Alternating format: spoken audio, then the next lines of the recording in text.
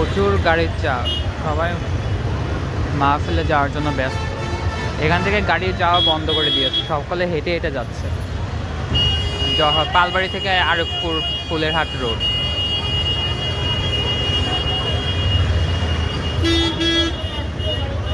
প্রচুর ব্যস্ত রোড।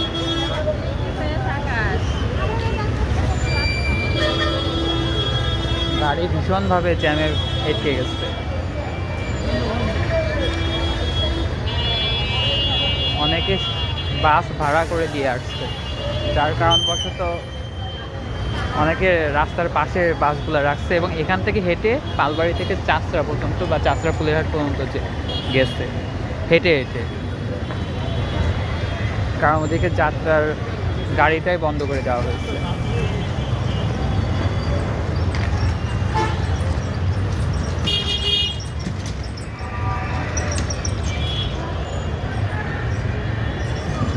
পুরো রাস্তাটাই গাড়িতে ব্লক হয়ে যাচ্ছে, এত লোকজন আসছে।